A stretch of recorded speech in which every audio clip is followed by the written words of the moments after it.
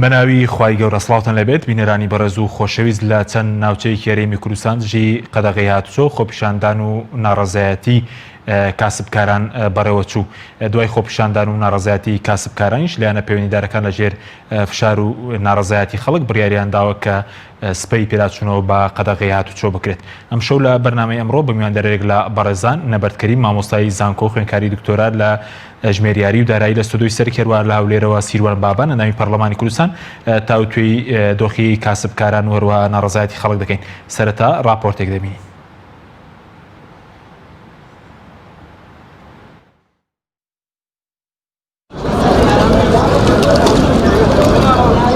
بۆ ئاساییکردنەوەی دوکان و بازاڕەکان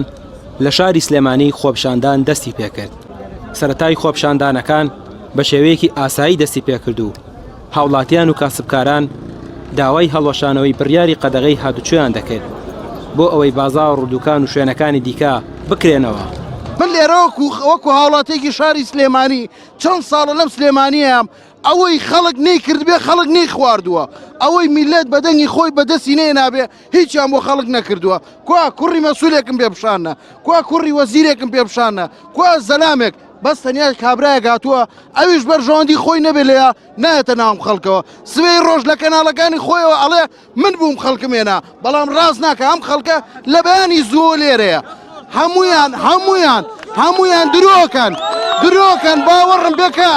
زەلامێکی تیانی ئالێرە بێجگە لە گەنجە مەردەکان کە هاتوون بەرگەی شەقەگرن بەرگەی داریە و خەڵکاگرن هاتوونەتە ئێرە بەس ئەوانن مافی ئەوەشیان بەدەستێنا کە ئەلێرەیە باشەوە شەش ڕۆژیکە لە ماڵەوە بووین، دوو مانگێکە لە ماڵەوە بووین، هەر عینی مەسەلە نییە. وەرە سەرجا داوەتا لە ئەمریکا ئەفریقیەکەیە ئەفریقی لە ئەمریکا هەموو دنیا لێ دەرسێتا لێ خۆپیشاندانەکە لە کەس نادرسن با بێن دەترسن. داوا لە هەموو خەڵکی کوردستانەکەم ئەو نەحسابیان بۆ نەکەن، هەمووتان وەرنە دەرەوە ئیشی خۆشتان بکەن، چی دەبێژن با ببێژن هەر بە نەسەکە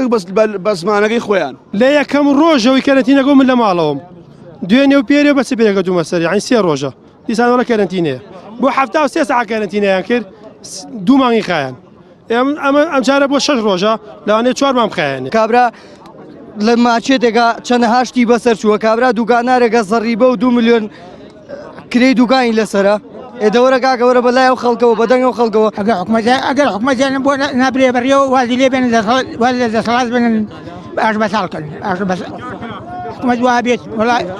بەیەکێتی نە پارتی حکومەت ئینجا گۆڕانی تووە زەپەنایانەوە. خوا پیاوێکمان تایە نوێنەرایەتیمان کە خەڵک زۆری پێ هاتووە دڵی ناڕەحەت بووە، ئەمە لە ناخی خەڵک و هەڵەقوڵێ هێز نییە بەرگەی گرێ شەڵا سەرەکەوی. دوای نزیکەی دوو کاتژمێر بەسەر بەردەوامی خۆپیشاندانەکە بازنەی ناڕەزایەتیەکان فراوانتر بوو. خۆپیشاندەران بەرەو قایمقامیەتی سلێمانی بەڕێکەوتن، بەڵام لەلایەن هێزە ئەمنیەکانەوە ڕێگریان لێکرا. لە کاردانەوەشدا خۆپیشاندەران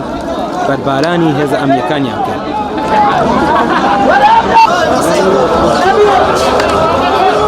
بە ئامانجی بڵاو پێکردنی خۆپیشاندەران دەستکرا بەڕشتنی گازی فرمێسکرێژ و خۆپیشاندەران بە شەقامی مەولەوی و سەعاتاکۆیی و چوارباخ بڵاوەیان کرد.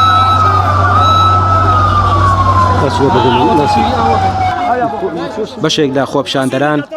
بەهۆی گازی فرمێسکرێژەوە کێشەی هەناسەدانیان بۆ دروست بوو. خۆپیشاندان بەردەوامی هەبوو لە نزیک قایمقامەتی سلێمانی و هێزە ئەمنیەکانیش بە گولەی پلاستیکی و گازی فرمێسکرێژ بەردەوام بوون لە بڵاوپێکردنی خۆپیشاندەران.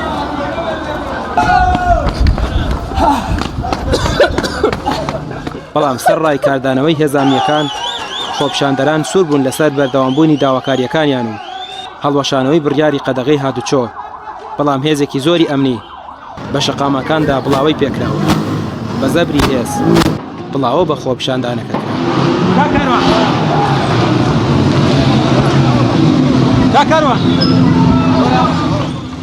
ڕامیا ڕوسمان، کەناڵی پێیام، سلێمانی.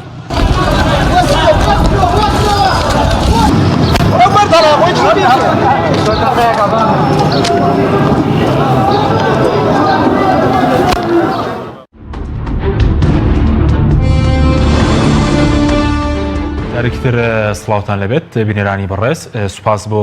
میوانەکانمان مامۆستانە بەربەخێر بێنگە لە بەڕێستان و دەست پێ بکەین سەرەتا لە ناڕەزایەتی کاسبکارانەوە دەست پێ بکەین کە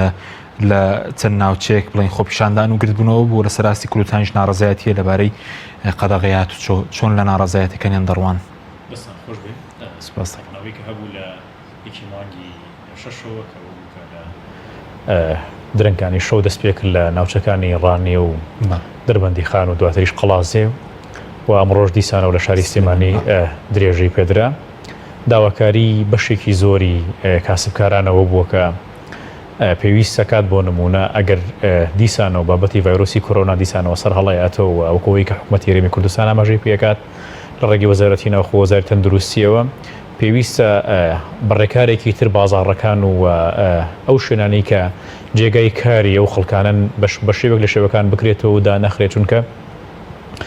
لە ماوەکانی پێشوە بە تایبەتی لە پێشجەژنە کاتێک وڵاتانی هەرێمی کوردستان بۆ چەندین مانگ کەرەنتینەکران حکوومەتی هەرێمی کوردستان هەموو وڵاتانی هەرێمی کوردستانی کەرەنتینە کرد و بێەوەی کە بتوانێت بچووکترین سەرچاوی داهاتیان بۆ دابین بکە دیسانەوە دوایەوەی کە کەرەنتینەکە کۆتایی پێهات و دیسانەوە هەوڵەتیان گەڕێنەوە بازاڕەوە جوڵێک لە بازاڕی هەرێمی کوردستانە دروست بووەوە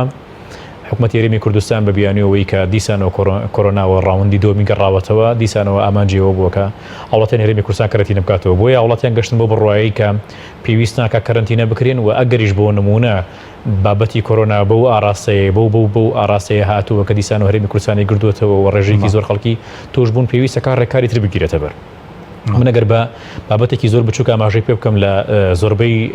دنیابوونی کۆرۆنابوونی هەیە بەڵام ئێستا حاڵی حاضر هەموو دنیا گەشتن بۆ دەرەنجامەی ئایا تەندروستی یان ئابووری و دارایی لە نێوانی ئەم دوو بابەتە هەموو دنیا گەشتن بەو قەناعەتەی پێویستەکە دارایی و ئابووری وڵاتانی زلهێزی دنیا نەڕوخێەوە لەوە زیاتر بۆ نەتوشی داڕمان نەبێ بۆیە ئەیانەوێ دیسانەوە ئێستا گە ببینین لە ڕۆژانی پێشووە وڵاتەکانی وەکو سعودی و رووسیا و زۆربەی وڵاتەکانی تریش تەواوی بربەستەکانیان هەڵگرتووە و ژیانیان گەڕاندووەتەوە بۆەوەی کە ئابووری وڵاتانە ڕوو لە وێرانی نەکات ئەوەی کە ئێستا لە هەرێمی کوردستانە هەیە من پێم وابێت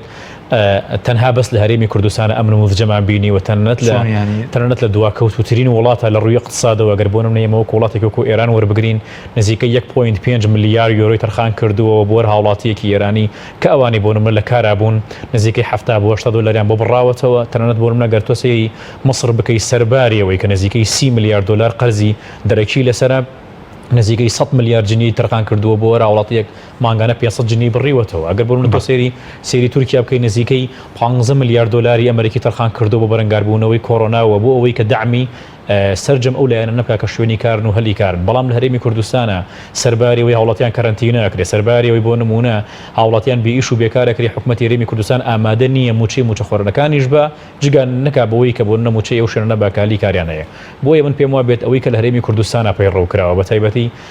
لە هەرێمی کوردستانە ئەو میکانیزمە ئەو سیاسەی کە گیراوەتە بەر حکوومەتی هەرێمی کوردستان تاکە نموذجە لە هەموو دنیا کە شتێکی وای کردوێ بۆ چونکە حکوومەتی هەرێمی کوردستان کەمترین تێچووی کەوتۆتە سەر ئەستۆ لە بابەتی کۆرۆنا بگرە حکوومەتی هەرێمی کوردستان پشتی زۆر بازرگانەکان بەستووە ئەو بینیمان لە دهۆکەوە تاوەکو کەلار کە ئەگەر نەخۆشخانەش کرا بێتەوە بازرگانەکان کردویانەتەوە ئەگەر سەبەتی خۆراکی دابەشکرای بازرگانەکان دابەشیان کردووە و حکوومەتی هەرێمی کوردستان لەلایەن ڕێکخراوی WHO هاوکارێکی باشی دارایشی کراوە کەوا بوو من بڕامای حکوومەتی هەرێمی کوردستان بە تەسەورێک لە تەسەورەکان ئەگەری حکوومەتی هەرێمی کوردستان قازانجی کردبێت لە بابەتی کۆرۆنا لە ڕووی داراییەوە نەک زیانی کردبێت. بەڵێ سوپاس دەکەم دۆکتەر مولای بەڕێزت کاک سیروان بەڕێزشتان بەخێر بێن سەبارەت بە مەسەلەی خۆپیشاندان و ناڕەزایەتی کاسبکاران سەرنجی بەڕێزتان چیەوە کۆمەڵێک پێشکاری شەبوو بۆ نمونە بەکارهێنانی هێز بۆ بڵاوپێکردنی خۆپیشاندەران لە سلێمانی و هەتا لە هەولێریش بۆ نمونە دۆخێکی ئەمنی لە شارەکان هەیە بڵاوپێکردنی زۆری هێز لەبەر ناڕەزایەتی خەڵک. ئێوارتان باش هیوادارم هەموو لایەکتان سەلامەت بن. سەرەتا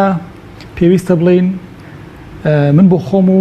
هەموو ئەو کەسانی کە ئازادی خوازن لە وڵاتەیە سەر کۆنەی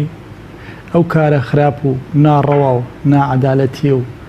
ئەسکەرتارێتی ئەەکەم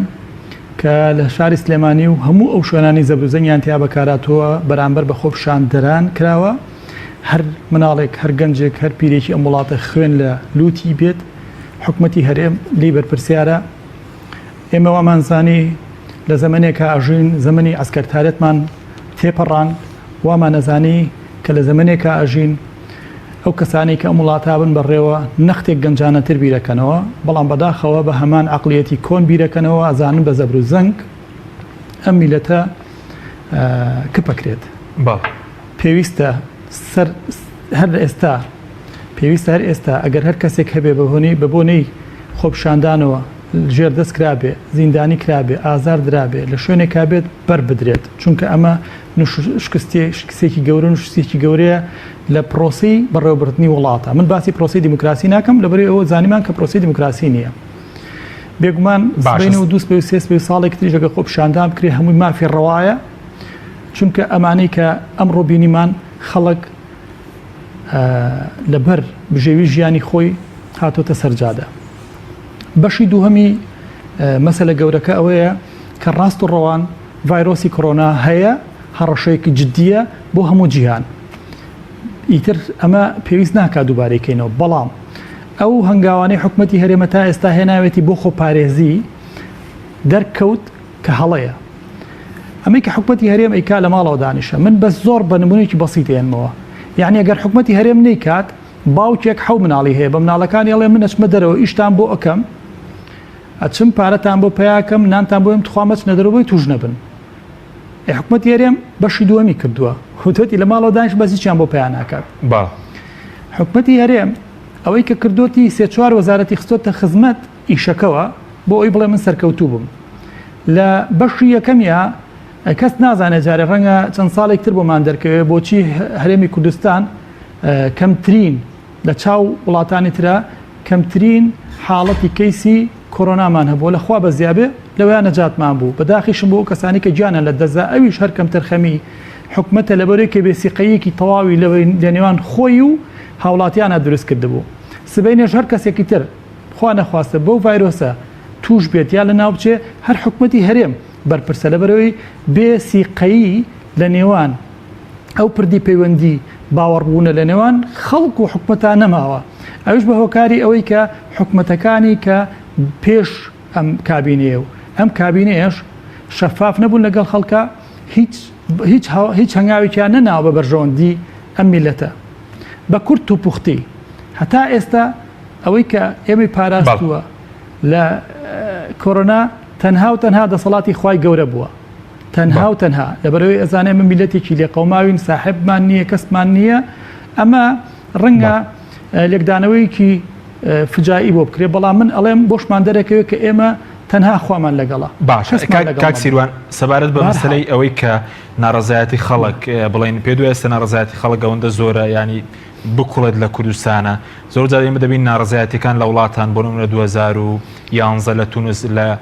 کابراایکی کاسبکارەوە سەری لە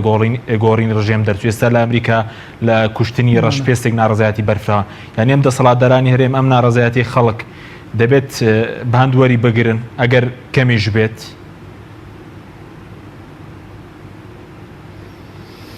بێگومان ناڕەزایەتی خەڵک هەر ئەمڕۆ نییە ئێمە 29 ساڵە خەڵک ناڕەزایەت دەرەوە بەڵام هەموو شتێ لە تەنکیە بچڕێت ئیلا زوڵم لە ئەستوریا بچڕێت. ئەمە زوڵمە و ئەستور بووە. خەڵک کە هاتوۆتە سەر شەقام مافێکی ڕەوای خۆیەتی من بۆ خۆم پشگیری هەموو کەسێکەکەم کە لە وڵاتەیە دەنگی بەرزەکاتەوە لە کوێ بێت دژی زوڵموستەم و دژی نائەدالەتی. جابا من بە کورتی بۆت باسکەم کاک حەکیم. نەعەدالەتی لە چیایە؟ نەعەدالەتی لەوەیە هەیە بەردەمی ماڵی مەسئولێک قیرتاوێکی سافە بەردەمی ماڵی فەقیرێک تاسەیەکی پیس و چاڵێکی لێ ماڵی مەسئولێکی حکومی یا حیزبی لە وڵاتەیە خواردنی گەرم و ئیتر حیمایە و سیاری زۆری تێ ماڵی فەقیرێک کە لە وڵاتیان هەمومان خاوەنی وڵاتیان نیەتی مناڵی فەقیرێک کە ئەچێ بۆتە دەرەوە بە پێ 3 کیلۆمەتر ڕات تا ئەچێتە قوتابخانە مناڵی دەوڵەمەند بە سیارەی زۆر جوان و بانزینی گرانەوە ئەڕات و ئیتر هەتا ئەخیری باشە خەڵکیش بیرەکاتەوە خەڵگەڵێ باشە من لەم وڵاتەیە ئەم هەرێمەمە ئازاد بوو لە دەستی ڕژێمی سەدام و ئەمە هەرێمی ئازادە ساڵێت دا 20 سەبرم کرد ئیتر سەبر ناکەم. ئێستا نمونەیەکی زۆر زیندوو هەیە ئەم وڵاتە 100 کەس هەتا 1000 کەس سەروەتەکەی ئەیدزن بەڵام 4 ملیۆن و نیو زیاتر بە دوایە ڕاکەین بە دوایە. ئێستا ئەم 100 یان ئەمە 1000 کەسە و خۆیان و حاشەکانیان بەرژەوەندی تاویان هەیە لە سامانی ژێر زەوی لەسەر زەوی هەیان ئیتر زەلامیان نییە لەگەڵ دە کۆمپانیا شەریک نەبن. ئەمە وات لەیەکە کە خەڵک بیر ئەکاتەوە ئەڵێ خۆ هیچی بۆ من نییە ئەمە ئێبا تێکی بم تێکی ئێم و درستی ئەەکەمەوە لەمانە خراپتر نایەتەوە سەر حکم ئەگەر بە خۆیانە نەچنەوە ناڕەزایی خەڵکی کوردستان 100% بۆ هیچ کەسێک نییە بیقۆزێتەوە. من پەیامێکی بچکۆلەشم هەیە بۆ خەڵکی هەرێمی کوردستان ئەگەوکو برابچووکی خۆیان لێ وەرگرن لەم ڕۆ بەدواوە هەر سیاسیەک هەر سیاسیەک هەر ساحب حیزبێک هەر پاشکۆیەکی حیزب هەر کەسێک لە کای سیاسیە بەخۆشمەوە هات و قسەی بریقەداری بۆ کردن بڕای پێمەکەن. ئەگەر ئەو کەسە کۆمپانیای هەبوو بزنسی هەبوو پاسی هەبوو حتا ئەگەر دوکانی مۆبایلیشیە بوو چونکە بزنس و کۆمپانیا لەگەڵ سیاست و خزمەتایەک ناگرێتەوە ئیتر باسی هەمووی ئەەکەم لە ماڵی کێ گەورەترینە هەتا خواردترینیان هەر کەسێک قسەی بریقەداری بۆ کردن بڵێ درۆ ئەەکەیت چونکە ئەگە بەرژەوەندی ئەم میلەتەیان بزانیە 29 ساڵە ئەم میلەتە ئەچەوسێنەوە پارەکە بۆ ئەم هزار کەسەیە هەر کەسێک ڕاست ئەکات سەروەت و سامانی هەیە و حەڵاڵیشە و حەڵاڵیش نییە بێنێ نیوەی بێنێتەوە خزمەتی ئەم میلەتە تا ئێستا نەمان بینیوە یەک زەلام لەم ساحب حیزب بوو لەم کۆمپانیای حیزبیانە بێن بڵێن ئەمە من بەناحەق وەرم گرتۆ بیە بە شێوازێکی تر حکومەتی هەرێم 2 هەفتە لەمەوە پێش 3 هەفتە لەم پێش پێی وتی من قەرزم لە 11 سەرمایەدان کردووە سپاس بۆ ئەو سەرمایەدارانەی کە قەرزیان نا بە حکومەت بەڵام هیچ مەجبور نییە حکومەتی هەرێم بێت ئەم ڕۆبلێ من 400 ملیارم لە بەغاوە بۆ هاتو ئێم بەم 11 کەسە عیبە ئەی عیب نییە تۆ چەند ساڵە پاشەکەوتی خەڵک لایە عیب نییە موچەی فەرمانبەران نایە عیب نییە وەزەکانی ناوخۆ و پێشمەرگە و تەندروستی و مامۆستا و ئەمانە پارێک قەرزی ئەوانت لایە ئەی لەوە عیبتر ئەوە نییە و حکومەتانی کە ڕابرد ملیاران دۆلاری ئەم وڵاتەیان ناوە بە چەند سەرمایەدارێک وڵا زۆرن چەندین سەرمایەدار شەریکن لەگەڵیانە بڕۆوانیان لێوەرگرەوە کەواتە کۆمپلێتی ئیشەکە سەرمای وڵاتەکەمانە داگیر کراوە ئازادی پێشێل کراوە. بەڵێ سپاس دەکەم دەگرم وڵات کاک سیروان ماوستا بگەڕێم بۆ لای بەڕێزت سەبارەت بەوەی کە بەڕێز دەڵێم ئەزمموی حکومەتی هەرێم کە مەبەست لە ڕووی ئابووریەوە ئەزمموونێکی باشنی لە مامەڵەکردن ڕەنگە بڵێن هەندێک هەنگاوندرابێ لە ڕووی تەندروستیەوە بەس وەکو ڕوانگە ئابووریەکەی بەڵام ئەمڕۆ وەزیری ناوخۆدەی حکومەتی هەرێم لە سەرجەم بوارەکانە لەو ماوەی ئەرکی خۆی جێبەجێ کردووە. من نازانم وەزیری ناوخۆ بەستی چی بۆ ئەرکی جێبەجێ کردەڵە بۆ نمونە ئایا وەزیری ناوخۆ چاوی بڕیوە لەوە وڵاتی ئەمریکا کە 150 ملیۆن هاوڵاتی سوودمەند بوون لە دابینکردنی ماگانەی 1200 دلار بۆ هاوڵاتیەک ئایا بۆ نمونە حکومەتی هەرێمی کوردستان وەکو ئوسترالی کردووە ماگانە 800 دلاری بڕیوەتەوە بۆ هاوڵاتێکە کەرەنتینەی کردووە حکومەتی هەرێمی کوردستان چی کردووە حکومەتی هەرێمی کوردستان هاتووە هاوڵاتیانی لە ماڵەوە ناوە و سەرباری و بازرگانەکانی خۆشی بۆ نمونە بەردەوام بوو بۆ نمونە حکومەتی هەرێمی کوردستان کاتێک هاوڵاتی لە ماڵەوە سجنەکە بەتەنیشتیەوە لە سەرجەم دەربازە سنووریەکانی بازرگانی بەردەوامە ئێمە لە هەرێمی کوردستانین ئاگامان لەوەیە کە گەر هاوڵاتێکی بەسیط دوکانێکش بکاتەوە ئەبێ پەیوەندیەکی ڕاستەخۆی لەگەڵ دەستگا حزبەکان و دەستگا حکومەکان هەبێ بۆەوەی کە شەریکیان بکاتەوە سامیان بکاتەوە ئێمە بۆ خۆمان من بۆ خۆم لەناو هاوڵاتیانم خەڵکی وە هەبوو بچووکترین بەزنسی کردووە بەرپرسی حزبی بەرپرسی حکومەت داوای کردووە کە لە سا 50 لە سا 40 بەس قازانجی بۆ نمونە شەریک بکاتەوە من پێم وانییە بۆ نمونە حکومەتی هەرێمی کوردستان موافق بوو بێ لەوەی کە سەرجەم ڕێکارەکانی بۆ نمونە دارایی و تەندروستی گرت بێتە بەر بە وڵاتانی هەرێمی کوردستان حکومەتی هەرێمی کوردستان تەنها هاتووە هاوڵاتیانی کەرەنتینە کردو توتی بڕۆ ماڵەوە موچت بۆ دابین ناکەم سەرباروی کە موچت بۆ دابین ناکەم کری مۆلیدا بێبیەی کری ئاوا بێبیەی کری خزمەتگوزاریە بێبیەی کری قستە بێبیەی یعنی من بۆ نمونە باش من دوێنێ کۆمپانیایەکی قسە کۆمپانیایەکی نیشتەجێبوون لەم شارە پەیوەندی کردەوە بەو کارم بەو کەسانەوەی کە سوودمەند بوون لەوەیە کە نیشتەجێبوونە داوای نزیکەی 30,000 دلاری لێکردوون لە کاتێک کاکەزانێت کە ئەو خەڵکانە هەمووی موچەخۆرن و لە سەر وەزارەتی خوێندنی باڵن ئەوە مانگی 6 هێشتا نەموچێ مانگێکیان وەرگرتووە کەوا بوو نمونە حکومەتی هەرێمی کوردستان موافق نەبووە لەو سیستەمەی کە باسێکا کە بەحسا بۆ سیستەمێکی باشی پێ ڕەو کردو توانوێتی ڕێگری بکە لە کۆرۆنا من بە دیوێکی تریایی بینم بۆ نمونە حکومەتی هەرێمی کوردستان ئێستا بۆ تۆ لە سلێمانی و بڕۆی سەردانی هەولێر بکەی 1001 ڕێکاری بێ بگریتە بەر بەڵام بۆ نمونە لە بەغاو ناوچەکانی ترەوە سەردانی سلێمانی بکەی کەمترین ڕێکاری تەندروستی هەیە بۆ نمونە ڕۆژانەی بینین کە چەندین هاوڵاتی عەرەبێتە ناو هەرێمی کوردستان و سلێمانی هەولێرەوە بەتەنیشتیەوە چەندین هاوڵاتی ئێرانی بە ناوی بازرگانی بچنەوە سەردانی ناوچەکانی هەرێمی کوردستانەکە کەوابوو حکومەت هێرێمی کوردستان بەو دەرەجەیە من بڕوام وانە موفق بوو بێ ئەوە هاوڵاتیان هێرێمی کوردستانە حکومەت دەتوانێت مەسەرە ناوکاری ئەوانەی کە کارێن لە داواکاریان کە یاخود بۆ نمونە لە کری باجی سەراوڵاتیان خۆش بێ بڵێن کرێچەکان خۆش بێ ئەوانەی کە بڵێن کاسبکار و دوکانیانەیە طبعاً کا حکیمەوەی کە ئێستا و پارانەی کە لە هەموو دنیای دەرەوە تەرخان کراوە بۆ بەرەنگاربوونەوەی کۆرۆنا بۆ نمونە ئێستا تۆ گەر وەکو سامپڵ وەری بگری بەس ئەمریکا نزیکەی 3 تریلیۆن دلاری تەرخان کردووە بۆ بەرەنگاربوونەوەی کۆرۆنا ئەمە ڕاستەوە خۆ هاوڵاتی لی سوودمەند نەبووە ئەم پارە نەدراوە بۆ شوێنی کارانەی کە هاوڵاتی تیا کاری کردو دواتر لە ڕێگەی سلفاتەوە ڕۆژە سەر بە حساب بانکیەکەیان بۆ نمونە حکومەت هێرێمی کوردستان ئێستا بۆ نمەگەر سەیری ناو سلێمانی بکەی وەکو داتا بۆیە وەری بکردایە چەند خەڵک سەرچاوی داهاتەکەی پشتی بە بازرگانی و بە ئیشی حڕبەستووە پێویستەکە حکومەت هێرێمی کوردستان کاتێک کەرین کەرنتینەیانەکە بەشێک پارەیە و تەخسیس بکە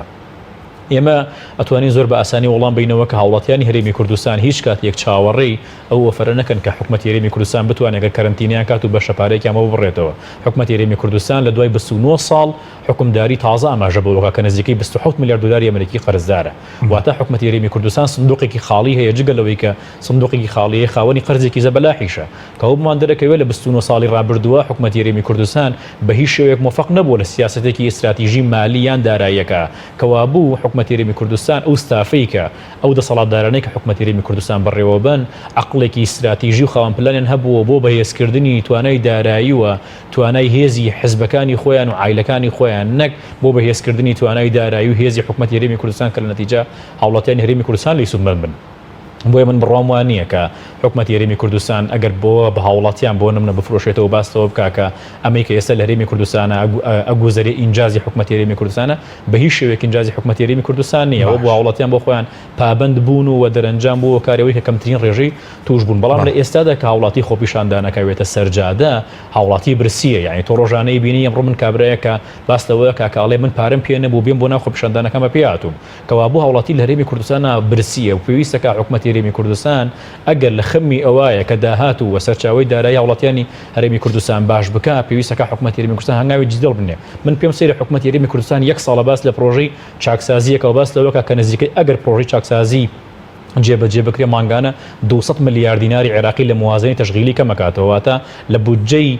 موچەخۆران کەمەکاتەوە و دێنێتی ئاستێکی باشتر باشە تۆ 1 ساڵە مانگانە 200 میلیارد دلار بۆ بە قەرارێک بە ئیمزایەک جێبەجێ نابکەی بۆچی ئەمە تاخیرەکەی بۆچی حکومەت هێرێمی کوردستان پاکێجێکی گەوری چاکسازی ئاماژە پێکردووە هەر حکومەت هێرێمی کوردستان باس لەوەکە کە بەس بە دەیان هەزار موچەخۆری دوو موچە و سێ موچە بندیوارەیە حکومەت هێرێمی کوردستان کە ئەمە پێویستی بە 1 قەرارە پێویستی بە 1 ئیمزایەکە پاکتاوی لیستێکە کە توانێت بۆ زۆر بە ئاسانی جێبەجێ بکە حکومەت هێرێمی کوردستان سیستەمی بایۆمەتریک لە بەردەستایە ئەگەر سۆفتوێرەکەی لە بەردەستا بێ ئێستا حکومەت هێرێمی کوردستان دەتوانێت لە ماوەی 10 ڕۆژ 15 ڕۆژ ئەتوانێت بۆ نمونە بە گەرنتی وەیەڵێم حکومەت هێرێمی کوردستان ئەو سۆفتوێرەی کە لە بەردەستیاتی باسی لیستەکە ناکەم چونکە سیستەمی بایۆمەتری دوو شێوازە ئەوەی کە دراوە بە حکومەتی عێراقی لیستەکە بووە تۆتەڵ مەجموعی وترا و 1,243,000 موچە فورمانەیە بەڵام ئەو سۆفتوێرەی کە کامل زانیاریەکانی تایە حکومەت هێرێمی کوردستان لە بەردەستیایەتی و کلیلی ئەم سۆفتوێرەش لای سەرۆکی حکومەت و جێگری سەرۆکی حکومەتەکە ئەتوانن زۆر بە ئاسانی بەشێکی زۆری ئەو پارەی کە بەهادرە درێ بە ناوی موچەی بندیوار و دوو موچە و سێ موچەوە بیگەڕێنەوە با وڵاتیانی هەرێمی کوردستانەوە لێوە تەرخانی بکەن بۆ کۆمەڵی سێکتەری تر بۆ چونکە لە نەتیجە حکومەت هێرێمی کوردستان قەراری ئەوەی یاوە کە بۆ نمونە موازنەی تەشغیلی کەم بکاتەوە باشە کە موازنەی تەشغیلی کەم بکەیتەوە بەپێی هەموو پێوەرێکی مالیە پێویستە کات موازنەی وەبەرهێنان زیاد بکەیت ئایا حکومەت هێرێمی کوردستان چی پلانێکی استراتیژی هەیە بۆی موازنەی وەبەرهێنان زیاد بکاتەوە حکومەت هێرێمی کوردستان ساڵانە بەشێکی زۆری داهاتەکەی تەرخانەکە بۆ کردی موازنەی تەشغیلی بیری لەوە نەکردووەتەوە کە ئەگەر هاتوو بۆ نمونە کە تاک سەرچاوی لە هەرێمی کوردستانە پەیڕەوە کرێت و لە نەتیجە ئەگەری هەیە هەر دقەیەکە نرخی نەودابەزی حکومەت هێرێمی کوردستان تووشی و خێرانە بێ من لە راپۆرتێکی کەناڵەکەی ڕێسانە باسم لەوە کرد حکومەت هێرێمی کوردستان دوای 6 ساڵ پند و دەرسی وەرنەگرتووەلەوە بۆ چونکە ئێمە لە ساڵی 2014 هەمان سیناروی ساڵی 2020مان بۆ دووبارە بوویەوە بۆ نمونە لە ساڵی 2014 نرخی نەوت بۆ 5 دلار هێرشی داعش هات و بودجەی هەرێمی کوردستان بڕا دوای 6 ساڵ لە ساڵی 2020 دیسانەوە هێرشی کۆرۆنا هات نرخی نەوت گەشتە 25 دلار بودجەی حکومەت هێرێمی کوردستان بڕا کەوا بۆ حکومەت هێرێمی کوردستان پلانی استراتیژی بەهێزی دارایی نیە و باشترین چارەسەریش بۆ حکومەت هێرێمی کوردستان دوو خاڵی زۆر گرنگە بگرێتە پەر یەکەمیان پەیوەندی ڕاستەوخۆ لەگەڵ حکومەتی عێراق بەهێز بکات و ئیلتزام بەسەر جەم فەقەراتەکانەوە بکات و وازدەم دزی و گەندەڵی بێنێ کە لە هەرێمی کوردستانە ئیکات و هاوڵاتیان باجەکەیەن دووهەم بیەوێ پاکتاوێکی باش بە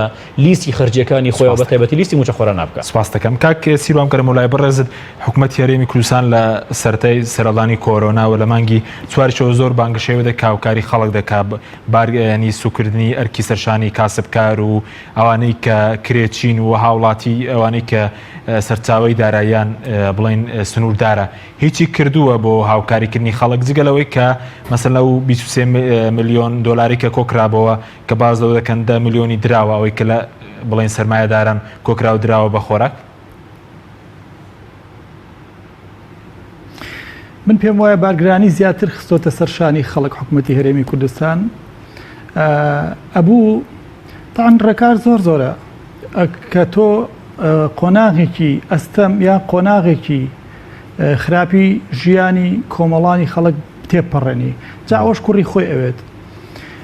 جارە پێش هەموو شتێبا من ئامارێک پیشانی جەنابتان بەم ئێستایە ئەم ئامارە ئەڵێ کەیسی کۆرۆنا لە جیهانە چەنە هەمووتان دەتوان بیکەنەوە 6 ملیۆن و 444 کەس تووشی کۆرۆنا بوون 380,265 کۆچی دوایان کردووە 2 ملیۆن و 946,600 چابوونەتەوە کەواتە کۆرۆنا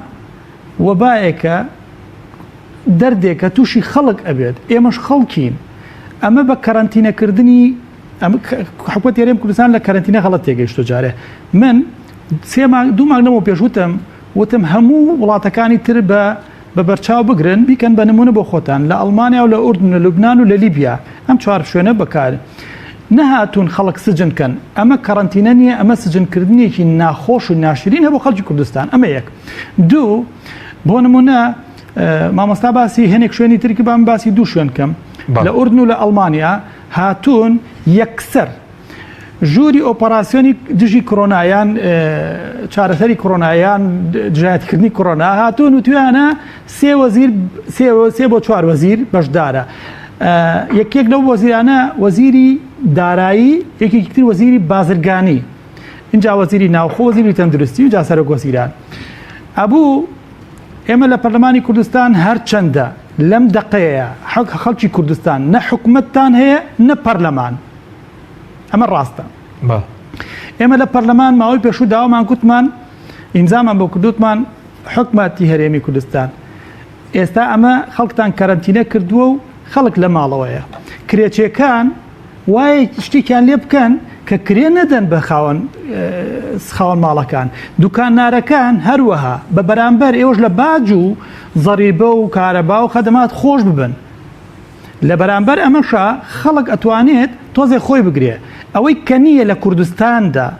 دووشتی گەورەیە بودجەیەکی تەرخانکراو بۆ ئەم کەرەنتینەکردنە کە حکوومەت هەیەتی بە دەلیلی ئەوەی یەک کۆمپانیای حیزبی و خاوەن حیزبەکان ئیفلاسی نەگرۆ بەردەوام ئیشەکەن دووهەمیشانەوەی وەزارەتی بازرگانی لەکوێی ئەم قەسەیە لە هەموو دنیاە وەزارەتی بازرگانیەت ئەڵێ کاکە ئەوە من 500 تەن خۆراکم هەیە حکوومەت دەستنیشانی ئەکات خۆی هەفتانە ئەم خۆراکەدا ئەنێ لە شوێنێکە من ئیشم بەوە نییە ڕێکخراوی فلان و حاجی فلان و کاک فلان خواردن تەوزیەکە دەوڵەت بە خەڵک بەڕێوە نابرێ دەوڵەت بە خێرخوازی بەڕێوە نابرێت ئێستا وا هاتینە قۆناغێکی تر کە خەڵک باوەڕی بە حکوومەت نەما ئەی خوا نەخواستە ئەگەر وەکو ئیتالیامان لێ هاو چی بکەین باشە پێش ئەوە ئێمە هەر باسی موچەخۆر ئەەکەین باسی خاننشینەکەین ئێمە ملیۆن نانمان هەیە نەموچەخۆرە نەخانە نشینە خەڵکی ئاسایی ڕۆژانە قوتی دەسەکەوێت عەرەبانی پێیە دوکانێکی بەسیتی داناوە ئارت ئەفرۆشێ حکومەت تۆ ئەمە چۆن لە کوواجەکەیتەوە ئەبێ ئێمە هەمومان چاومان لەسەر هەموو هاوڵاتیان بێ ئێستا وەکوتم پارەکە لای هزارێک کەسە 4 ملیۆن و نیو بۆ 5 ملیۆن دوای کەوتوین ئەمە چارەسەر نابێت ئیلا ئەبێت دوو حاڵەتە یان ملی بینە بەر بڵین حکومەت بڵێ کێ تووشە بێت توش بێت یان ئەوەیە حکومەت فشار بخاتە ئەگە خۆی ئەڵێ من چاکسازی یەکەم فشار بخاتە خۆ هەموو من بیزانم یان جەناب دۆکۆ ڕۆژنامەت بزانی کێ دزی کردو چێ گەندەڵی کردو چێ کۆمپانیایە و چێ صاحب کۆمپانیا گەورەکان حکومەت نایزانێ ئەم قسەیە بێمانایە بێت لە ماوەی هەفتەیەکە بڵێ هەر کەسێک دەنچێک گەنمی ماڵی مەریکی خواردە بێنێتەوە ئێستا ناڵێن هەمووی بێننەوە ئێستا ئەڵێن لیستان لایە کێ لە ژێر سایی پارتی وێکێتی و حیزبەکانی ترابووە بە شت ئەوانە بێننەوە سەروەتەکانتان لە ئەوروپا بێنەوە. من بۆ خۆم کۆنتاکتێکی زۆر باشم هەیە لەگەڵ هەندێک شوێنی. بەڵێ سوپاس دەکەم ئەگەر ناوبڕێکمانەیە کاتی ناوبڕە دێمەوە خزمەتت سوپاس دەکەم بەڵێ بینێرانی بەڕێز ناوبڕێکی کورت و دێمەوڵاتە تاکە بریکاری تۆڕی میدیایی کۆمەڵ بۆ دروستکردن و بڵاوکردنەوەی ڕێکلام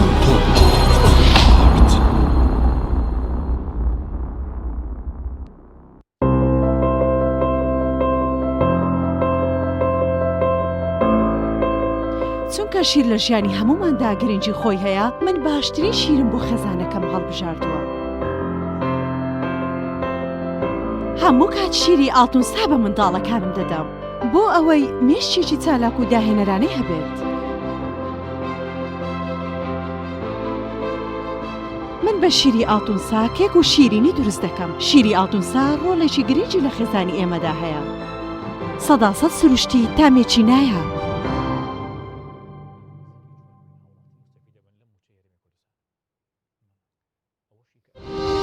ساردخانەی چوارقورنا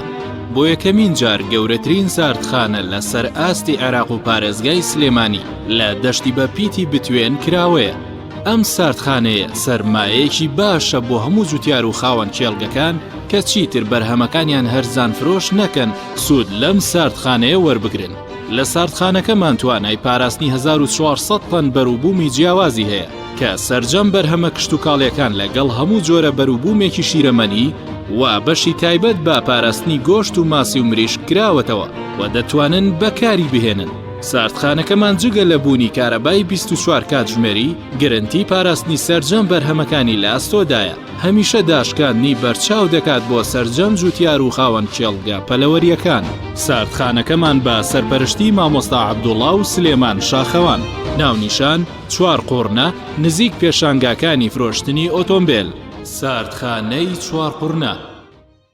برنجێک بخۆن کە دڵنیابن لەسەر چاوەکەی چونکە تەندروستیتان لە هەموو شتێک گرنگترە. برنجی سروشتی شیمال باشترین جۆری برنج لە تەواوی دنیا. ئەویش بەهۆی ئەوەی لە خاکێکی بەپیت و جەوێکی شێدار و باراناوی شیمالی ئێراندا دەڕوێت. برنجێکی سروشتیە و هیچ مادەیەکی کیمیایی و حافزەی تێکەڵ نییە و هیچ زیانێکی بۆ سەلامەتی و تەندروستی و قەڵەوی نییە. بگرە زۆریش بەسوودە. پێکاتەوە ڤیتامینەکانی برنجی سروشتی شیمال پرۆتین، ئاو، ڤیتامین ئی، کالیسیۆم، ئاسن، مەگنیسیۆم، مەنگەنیز، پۆتاسیۆم، ڤیتامین B1، B2، B3، B5، B6 واتە ئەم برنجی کارگەکان نییە خاڵی بێت لە ڤیتامین، بەڵکو و چڵتوکە و خۆمان کڕی دەکەین. شێوازی لێنانی لەگەڵدایە.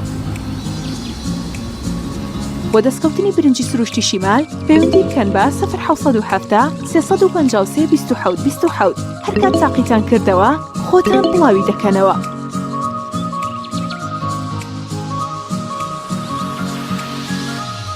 تۆپ تاکە بریکاری تۆڕی میدیایی کۆمەڵ بۆ دروستکردن و بڵاوکردنەوەی ڕێکلام تۆپ.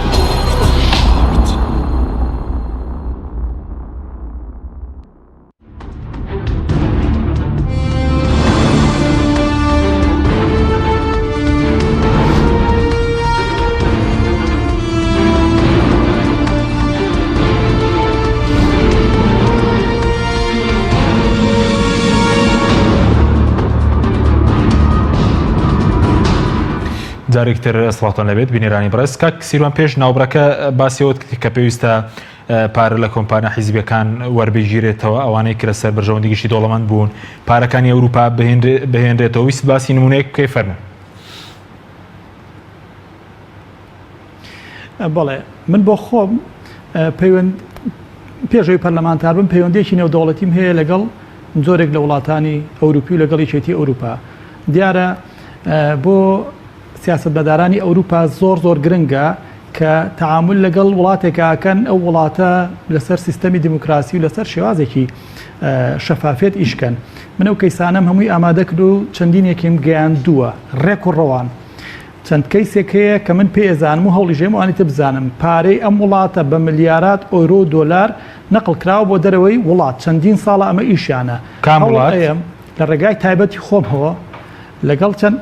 زۆرن تاکان وڵاتە نییە سویسرا، ئەڵمانیا،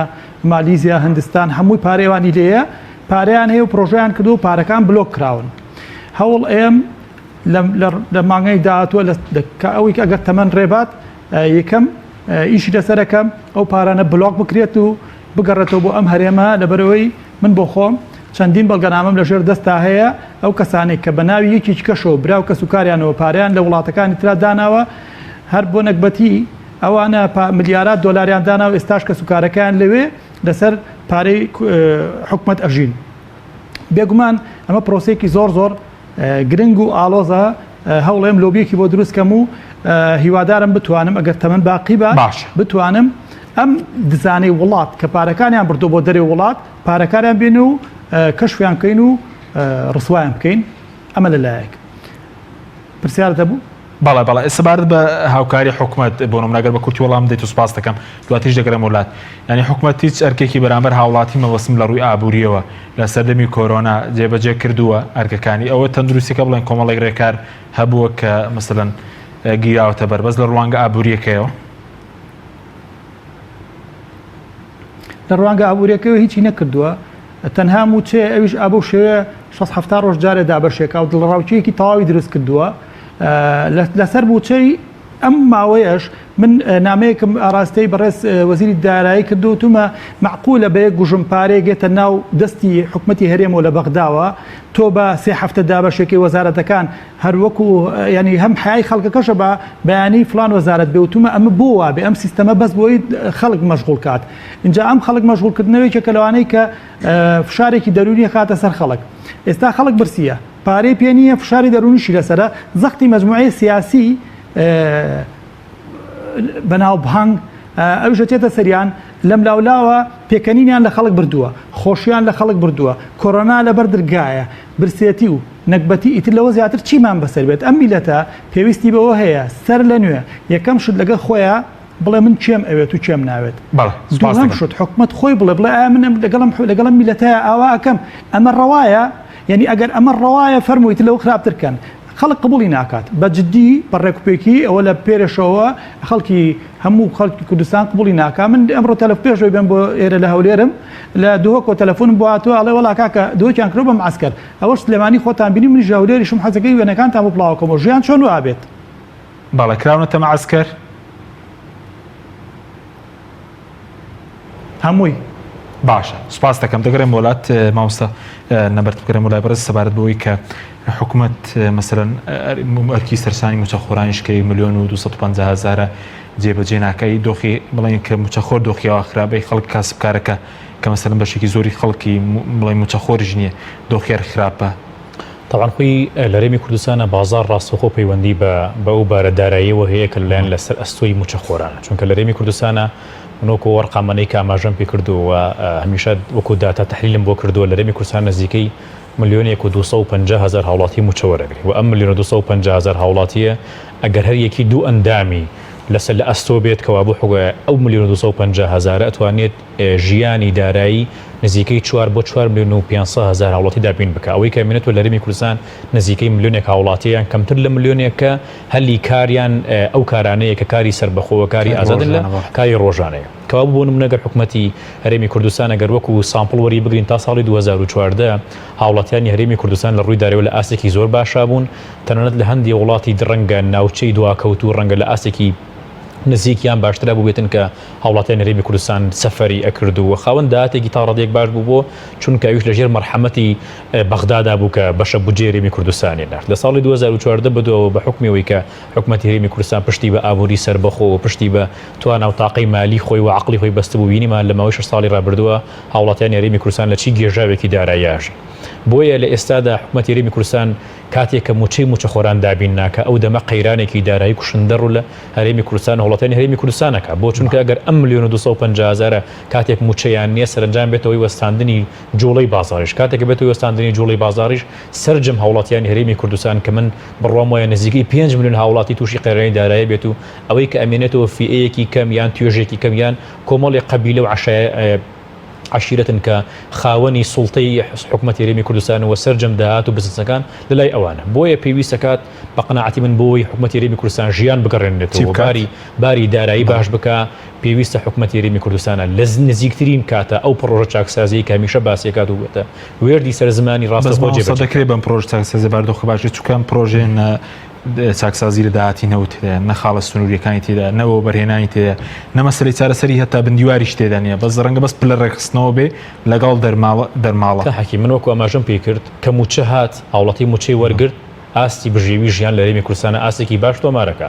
موچەی هاوڵەتیان هەرێمی کوردستان پشت بە داهاتی بەغدا بەسی حکومەتی عێراقیش باستەوە کە پێویستەکە لیستی موچەخۆرانی هەرێمی کوردستان پاک بکرێتەوە بۆی ئەو بتوانێت بەشی موچەی هەرێمی کوردستان بنێرێەوە سەرباریەوە پێویستە حکومەتی هەرێمی کوردستان 250,000ەکەوە لە 150 داهاتی حکومەتی هەرێمی کوردستانی ڕەدەستی بەغدا بکە کەوابوو من بە قەناعەتی من ئەولویەتی حکومەتی هەرێمی کوردستان ئەوەیە کە بتوانێت زەمانەتێک بۆ موچەی موچەخۆران دابین بکە بۆ موچەی موچەخۆرانیش پێویستە کاوەکو ئاماژەم پێ کرد التزام بکە بە بەغدادەوە و پاکتاوی خەرجیەکانی خۆشی بکە باس لە داهات ناکەین بۆ چونکە ئێستا حکومەتی هەرێمی کوردستان باشی لە باسەوە کاکە لە 150 نەوتی ڕادەستی بەغداکەوە لە 150 داهاتیشی ڕادەستی بەغداکە ئەوەی کەمێنێتەوە بەشەی کەمێنێتەوە بۆ قەرزی ئەو کۆمپانیایانەیە کە کەس نازانێم قەرزانە چۆن کراوە ولا کێ کراوە بۆچی کراوە بەس ئەو ئێستا بەمانە زانستێکی لە ڕووی ئابووری و حکومەتی فلاس بووە یاخۆ شکستی هێناوەی کە تۆ نتوانی موچە دابین بکەی هاوکاری خەڵکی کاسبکار بکەی ینی خزمەت گوزاریت پێدابین نەکرێت من بەقەناعەتی من حکومەتی هەرێمی کوردستان وەکو ئاماژەم پێ کرد لە بەسوونە ساڵی ڕابردووە تاوەکو ئێستا هیچ پلانێکی استراتیژی مالی نەبوو ئەسڵەن پێویست ناکە بیر لۆ بکەین و کایە حکومەتی هەرێمی کوردستان ئیفلاس بۆ یان ئیفلاس نەبوو حکومەتی هەرێمی کوردستان شتێکی نەبوو بە ناوی دارایی و داهاتەوە بۆ چونکە دارایی داهاتەکە لای چی تەنها سندوقێک بووە کۆمەڵێک موچە و داهاتی لەلایەن حکومەتی بەغاوە بۆ هاتووە ئەم دەوری وەسایلێکی تەوزیعکردنی ئەم پارەی بینی ولا تەوزیعکردنەکەشیان موفق نەبوو واتە بۆ نمونە بۆ کاکسیرۆن ئاماژەی پێکرد ناکرێت بۆ لە یەک ڕۆژە تۆ 400 میلیارد بۆ یەت بەڵام تۆ لە یەک مانگە 400 میلیارەکە خەرج بکەی بۆ وڵاتیانی هەرێمی کوردستان ئەم بخۆی لە خۆی یاریکردنە بە شعور و مەشاعیری خەڵکی بۆیە من بە قەناعەتی من پێویست دەکات حکومەتی هەرێمی کوردستان نزیکتی لە نزیکترین کاتە هەم التزامەکە بە فقرات و قەوانەکانی بەغدادەوە هەم التزامەکە بەو قانون و چاکسازیانێکی خۆی ئاماژەی پێکا بۆی ژیانی هاوڵاتیان جگەلەوە یعنی زیاتر لەوە وێراتر نەبێت کابینێ هیچی سەرەتایی داعایەکی زۆر گەورە و پروپاگەندێکی زۆری دەکەی چی کردووە بۆ خەڵک لە بواری چاکسازی ئەم کابینە لە بواری خزمەتکردنی خەڵک بڵێ ئەم کابینی ڕەنگە چرخ بە قازانجیەوە بسوڕێم سەردەمی کۆرۆنا هاتووە ئەم کابینەیە کەمترین التزاماتی لەسەر بووە ئەم کابینەیە گەر بۆ نمونە ساڵێکە بەردەوام بووی نزیکەی 4-5 مانگی خەڵکی کەڕەنتینە کردووە کە بوو کەمترین التزاماتی هەبوو ئەم کابینەیە و من هەمیشە بڕام وایە کە ئەم کە چانگس لە ئاسلی لە خۆشبەختی ئەم کابینەیە ئەم بابەتی کۆرۆناوانە هاتووە بۆیە حکومەتی هەرێمی کوردستان کەمترین التزامی کەوتوتە سەر ئەوەتانی حکومەتی هەرێمی کوردستان خۆراک دابینەکە لە ڕێگەی بازرگانەوەی نەخۆشخانە دابینەکە لە ڕێگەی بازرگانەوە موچەکەش دابین ناکە و چاوەڕی حکومەتی بەغاکەوە چی دەکا بڵێن حکومەتی هەرێم من بیانی بەڕاستی ئەوەی کە ئێستا لە هەرێمی کوردستانە ڕوو ئەیا شتێک نییە بەناوی حکومەتەوە کا حەکیم حکومەتێک بۆ نتوانێت موچە دابین بکە حکومەتێک نتوانێت اقتصادێکی باش دابین بکە حکومەتێک نتوانێت خزمەت گوزاری دابین بکە حکومەتێک نتوانێت کەرتی خوێندنی باڵا و کەرتی پەروەردە و کەرتی تەندروستی بەهێز بکە کەوابوو شتێک نییە بەناوی حکومەتەوە من بڕاشم وایە ئەمەی کە ئێستا ئەم حکومەتە پەیڕەویەکە بەرەنجامی 28 ساڵی ڕابردووە بۆ چونکە ئەم حکومەتاتوە سەر کابینەیەکی فاشل کە قەرزێکی زۆری لەسەر بووە و سیستەمێکی سەقەتی صناعی و زراعی و سیاحی هەبوو و سیستەمێکی سەقەتی پەروەردەوە تعلیم و سیستەمێکی خراپی تەندروستیە بوو کەوابوو من بڕام وایە ئەگەر عەفوەن لەم دیێڕای کوتیکەمەوە ئەم ستافەی کە ئێستا ئیدارەی حکومەتە ئایان کەوتونە بەسەر کەلاوەیەک و خانوویەکی وێرانە کە ئامان گیانە بنیادی بنیان بەڵام ئەم بنیادنانە کەی ئەیکەنەوەکەی نایکەن ڕۆژ بە ڕۆژ دوای ئەخەن بەڕارێکی ناو بارەسی بنیادنان چونکە ئێستا پەرلەمانتارەکان دەڵێن گەندەڵی خاڵە سنووریەکان هەر بەردەوامە گەندەڵی نەوتەرە و بەردەوامە ینی ئەوە قەیرانی موچە ڕەنگە لە کابینەکەی پێشتر خراپتر بێت من تەسەوڕم وایە دەیان و هەزاران کەیسەیە کە پەرلەمانتارەکان دەستی بۆ بن بۆکو ئاماژەم پێی کرد کەوتون بەسەر وێرانەیەکە بۆیە ئەکرێت دەست بۆ مجمەکان بن و ئیجتیا بکەن و حکومەتی هەرێمی کوردستان و ئەو ستافێکی کە بەڕێوەبات بە ناوی پاکێجە و بە ناوی پرۆژەوە ئامانجیانەیە کە بنیاتی بنیان بەڵامەوە ساڵێک ڕۆیشتووە ڕوون و ئاشکرایەکە ئێستا وڵاتی هەرێمی کوردستان لە چی خێرانیەکان کەوا بۆم ساڵێک ڕۆشتوو هیچ پلانێکی هەنگاوێکیان هەڵ نایەوە و ئەگەری هەیە بۆ داهاتوو بزان ئایا چی پلانێکیانێ من ڕژ یعنی بەڕاستی ناومێ دەبم کە کاکسیران بەو شێوازە باستەوە کە پەرلەمان گەشتووە بەو ئاسە چونکە لە هەموو دنیا پەرلەمان مەرجعی گۆڕینی حکومەت و گۆڕین دەسەڵاتەکانی سپاس دەکەم کاک سیروان کاتمان زۆر کەمەوە بە سەبارەت بەوەی کە بەڕێز پێشتر وتە دێمە حکومەت و پەرلەمانیشمان نییە ئەم کابینەیە پێ دوایە بڵێن فەشەلی هێناوە پێشتریش بەڕێزت لە بەرنامێک باس لەوکە کە ینی پێویستە خۆی هەڵبۆشێنێت و ئێستا کاتیەوە هاتووە کە فەشەلی خۆی ڕابێنێت و خۆشی هەڵبۆشێنێتەوە بێگومان لە بەرهۆی کاتان کەمت حکومەتی هەرێمی کوردستان هەموو کابینەکانی هەتا ئەمڕۆ نەکابینە بووە و نە هیچ شتێک هیچ نەبووە مجرد مجموعەیەک صاحب حیزب مجموعەیەک مەسلحچی مجموعەیەک پاوانخوازاتون لەگەڵ خەڵکابوون بە شەریک مافیا ئاسا نقطە سەری دێر ئێمەش لە پەرلەمان 111 پەرلەمانتاری من ئەمڕۆ لە هاتوومەتە هەولێر ئەچم سەیەکەم کڵۆمیان کردووە لە هیچ دنیایەکان نەبووە تۆ پەرلەمانتار یان پەرلەمان بەو گەورەی خۆی بکەوێتە ژێر ڕگەفی حیزب و حیزبی ژێرڕێکەوی حکومەتا بێت ئەمە زۆر بەڕوونی و بەڕاشکاوی هەر پەرلەمانتارێک بێ لە وڵاتەیە ئیشکات ئەبێ بچێت لەسەر سیستەمێکی تر ئیشکات هەر بۆ نمونەیەکی بچکۆلە با بزانم حکومەتی هەرێم بۆ ئێوەشی باسکەم چی کردو لە وڵاتە یەک شەقاممان نییە 100 کیلومتر 100 زۆرە 10 کیلومتر بەیەکەوە هەبێت بڵێ ئەمە بە ئاسانی لێ خوڕم من هەفتەی پێشوو چوون بۆ ئاغجەلەر هەر بۆ نمونەوەتان باسەکەم کارەسات لێرێ ئاغجەلەر سەدان هەزاران لۆری نەوتی دزراوی شیواشۆک و کوردستان بەو ڕێگەیە ئەڕوا چاڵەکانی ساری تێکەوە نایەتە دەرەوە خەڵکەکەی ئیهمال کراوە خەڵکەکەی کەس نایناسێ بۆ کاتی هەڵبژاردن ئەچن دەنیان پێکۆکەنەوە سەرۆکی بەکێکی ئیداری کە خۆم چوون بۆ لایوتی خوا ئاگادارە 14 ساڵە ئالێرا سەرۆکی ئەم یەکە ئیدارەم یەک بەرپرست نهاتۆمە تۆ یەکەم کەسی هاتووە لە وەزعتان چۆنە ئەمە وڵات چۆن وا بەڕێ بەشێ دهۆک زاخۆ ماوەت سەی سایەک هەڵەبجە هەمووی هەروایە کەواتە پێویستی ئەکرد حکومەتی هەرێم بڵێ ئەمە کۆڤیدی 19 و کۆرۆنایە کەرەنتینە و دانیشتین 5 وەزارەتمان پێویستە وەزارەتەکانی تریش زەحمەنێ بە بڕۆن دانیشن هەموو پارەکانتانمان بنێ بودجیان هەیە کە ئێمە نایزانین چییە من پەرلەمانتارم نازان بودجە کوێ سەرۆکی پەرلەمان نازانێت جێگرەکەی نازانێت کەس نایزانێ کەواتە خۆیان یانزانانی بیان وتایە کە ئێمە بودجێکمان بۆ تەخسیس کردووە کە ئیش ناکەن ئیشیان نەکردووە چ وەزارەتێکی ئیشی کردووە ڕێگەوبانیش ناکە بەلەدێ ئیش ناکە ئیترم وەزارەتەکە زۆرن ئەو پارەیانیان لێ وەرگێت بڵێ مادەم 3-4 مانگەیشتان نەکرۆ 4 مانگی تریش ناکەن ئەم پارێ بخێنە خزمەتی خەڵکەوە حکومەتی هەرێمی کوردستانەڵێ ئێمە موچەی خەڵکمان کرد بە موچەمان کرد بە قوربانی خەڵک نەخێر شتیوانیە ئەبێ خەڵک سەرنجی زوومی یەکەمت بێ لە حکومەتی دنیای وایە هەرچی پارەم هەیە ئەیکەم بە قوربانی خەڵک خۆی بپارێزێت ئێستا نەدرەنگە نەزووە فریایەکەوین زۆرم پێخۆشە کە حکومەتی هەرێم پاشگەز بۆ تۆ سبەینێ ئاخر ڕۆژی کەرەنتینەی هیوادارم سبەینێ شیان لەگەڵ نەبێت چکۆ هیچ سوودێکی نییە کەرەنتینە ئەبێ مەترونیە بینی من و تۆ بێت بەڕێزت بێت هاوڵاتیەکی تر لە ناو پاسا بەیەکەوە دانەنشین لە دوکانەکان پاڵەپەستۆ نەکەین ئەمە